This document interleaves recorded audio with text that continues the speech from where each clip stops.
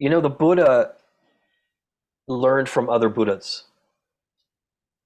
He Buddha is a term simply that means an enlightened one, and it actually comes from the root Buddhi, Buddhi, which was around before the Buddha.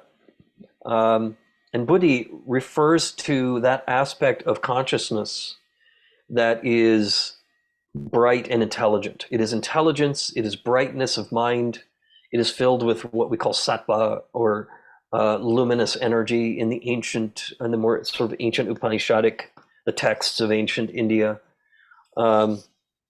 And so Buddhi has that kind of root word of consciousness, of intelligence, and of knowledge. And so a Buddha was one who was endowed with these qualities and who taught others. And Mm. so the Buddha had masters, he had teachers, he had people who filled the role of Buddha for him. Um, However, Siddhartha Gautama was the Buddha who began turning the wheel of this particular way of understanding Dharma. I mean, really turning the wheel of Dharma.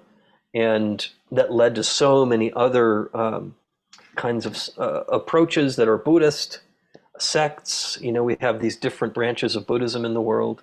Mm. Um, and so, really, that's kind of the key. So, there have always been multiple Buddhas. And what we call the primordial Buddha is a name that we give to basically what we might otherwise call in quantum mechanics the anthropic principle, or kind of universal intelligence, or pure consciousness, or enlightened being, or the absolute or ultimate reality.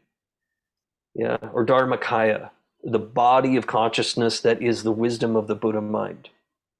Anyway, there are many ways to talk about this. Um, so I think basically, yes, we can see Shakyamuni Buddha as the human being, the person who became enlightened and went on to teach others and enlighten others, and began this kind of turning of the wheel of Dharma, in which there is a momentum and there is a consciousness around these teachings that vibrates. Yeah. And it calls us back to our basic nature. And only an enlightened person knows how to do these things, right? How to initiate that for us. Now, there is also this kind of primordial energy that we give names to. And so, how these things are talked about may depend on the lineage and the tradition.